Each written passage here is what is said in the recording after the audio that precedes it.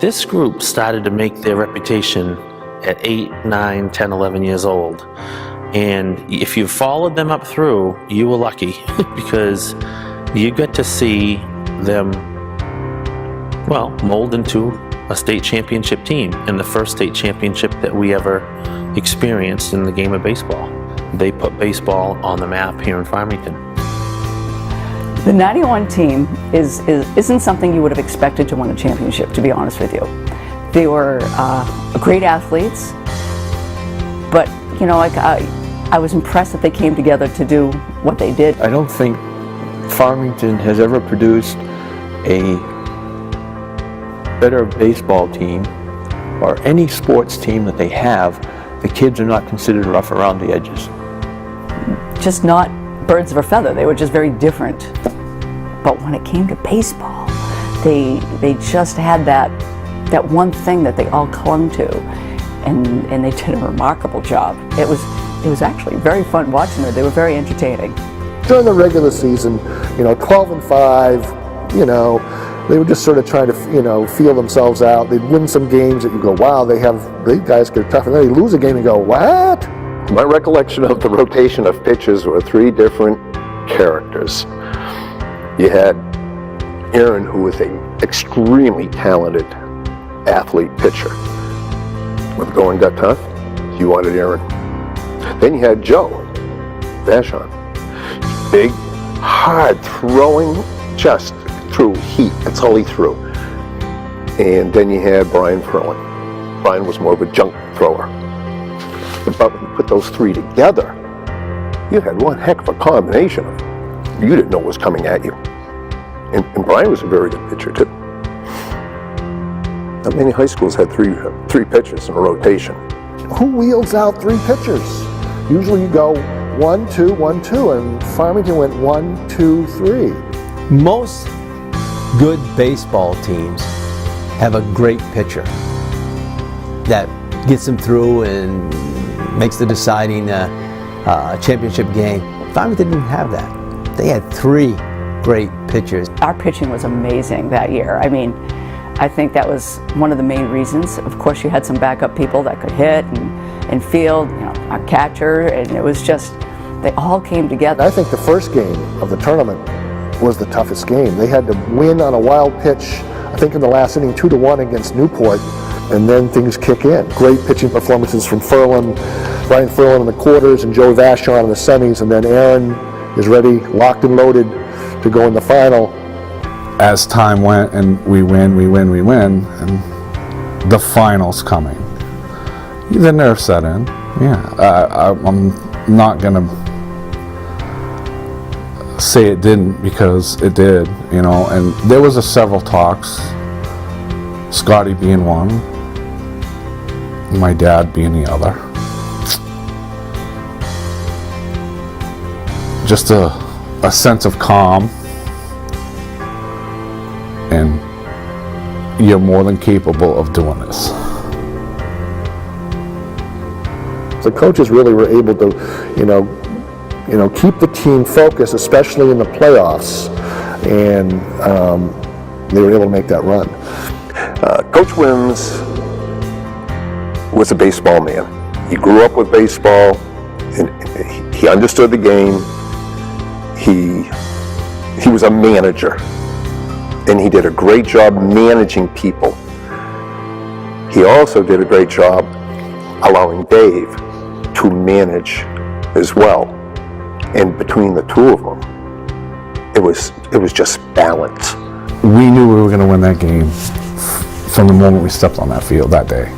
From the bus ride up with my mom, I mean, we were singing, chanting, stopping at railroad tracks and booming the boombox. That was an amazing time, and I think just the pure adrenaline would tell us right then and there that we were going to win that championship. I mean, the most memorable thing was just so poetic for our season was John Thompson hitting a foul ball, 10 feet foul, and running the bases the entire time. The shot heard around the world. Bring up John Thompson, the junior third baseman. So only 3 hits allowed by the Tigers, as we said up top, and 3 games. That's tremendous. And there's a drive hit down deep, foul. And that was a pretty deep drive into foul territory. Oh, wait a minute. Wait a minute. Are they calling it a fair ball? He honestly thought in his head that that was gone, but it was clearly foul, and almost everybody in the stands knew that. But he insisted on running those bases. Just wanted to take his run around the bases. That's the first time I've seen a batter do that. He takes the bait and goes all around. A foul home run for John Thompson. We have heard that this Farmington bunch really likes to have fun. And to be honest with you, I think that that was one of the determining factors of that game.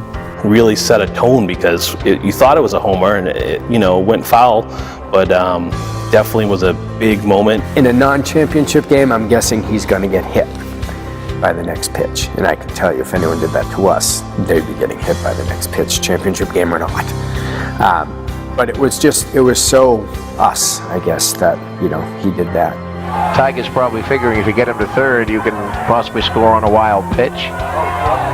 Or maybe surprise the defense and beat it out. And the first pitch is popped up, going out into shallow left center field, and the Tigers will lead it 1-0. Larry Sylvain went for the first pitch. He went out into no man's land in shallow left center, and crossing the plate is Aaron Hagar, so that error proves crucial for Messina.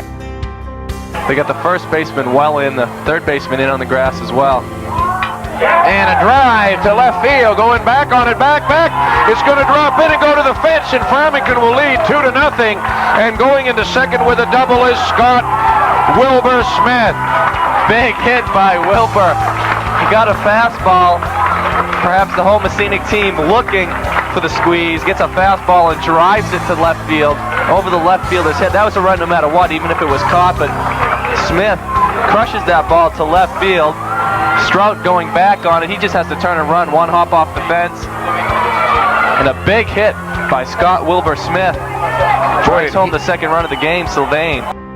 Once Farmington got a run, you kind of knew it was over because they just weren't going to get to Aaron. 2 balls, 2 strikes the count. 1 strike away from a Class M baseball championship for Farmington. There it is! Farmington is the Class M baseball champions for 1991, beating Messina 2-0 here at Memorial Park in Laconia. Some nights and all that comes back. That was with me. It was like basketball or anything like that, but you never won a state class championship. Bringing the first baseball championship was definitely exciting. For some strange reason, I always wanted to be a part of that. The fire trucks, the police, escort. That was one of the greatest times that I can remember. The fire engines there and the school buses rolling through, and you have the big welcome home. I stopped at the wayside now, but I stopped and I went and got a cigar for everybody. Yeah. Do that nowadays. Oh boy. And they're all smoked up going into the schools. Definitely put Farmington baseball on the map. They were, all the years it was Farmington's big basketball town. Still is, always will be. But once that happened, Farmington became a two-sport town. Farmington was a basketball town, and that kind of opened the gateway. These little rascals brought a Class M championship to Farmington High School.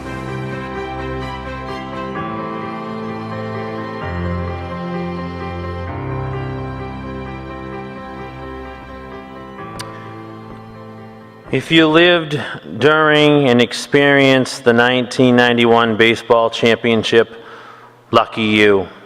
For it was one special time. A time when a group of rascals, as Hall of Fame coach Dave Hager refers to them, made a statement for the game of baseball in a basketball town. Who can forget the packed field in Laconia, the parade through town, the celebration in the gym, and the pride that this town had in all of them and continues to have in them to this day. Yes, tonight we celebrate and reunite members of the first ever in 1991 Class M state baseball champions. Many of them live in faraway places, but some of them are here tonight. Please help me welcome them. Introducing first, the head coach, Dave Wims.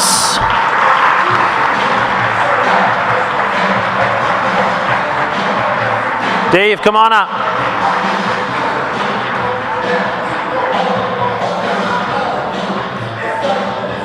Number 9, Robbie Dion.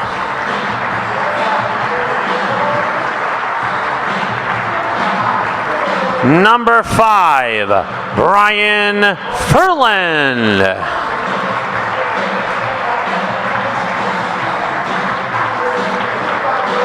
Number 2, the Hammer, John Thompson.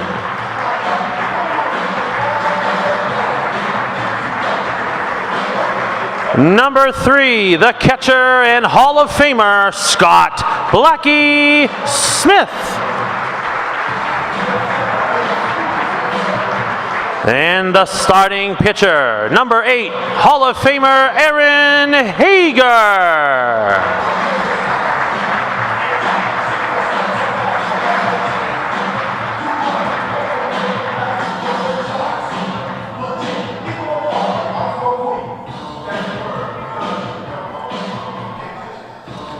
Ladies and gentlemen, the 1991 Class M State Baseball Champions.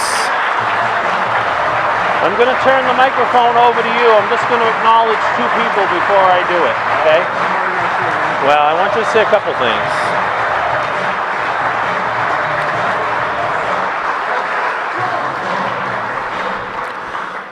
Before I turn the microphone over to Coach Wims, who's going to say a few words, I want to acknowledge 2 people that are here tonight that also played a key role in that championship run. The bus driver, Diane Hager. Diane, give us a wave. Whoa, she's up back. Give us a wave, Diane. And the man who called the game, Mr. Pete Barker in the house. Pete, thank you. Ladies and gentlemen, Coach Wims. I just want to thank all the players because you guys did it. We put it together and you executed it and it worked, and it was one of the happiest, proudest moments of my life in that game. And I want to thank you guys for taking me along for the ride. I would just say that to quote Paul Simon for all of you guys, we have a photograph. Preserve the memory. It's all we've got. Thank you. Ladies and gentlemen, the 1991 Class M State Baseball Champions. You want to go down that one?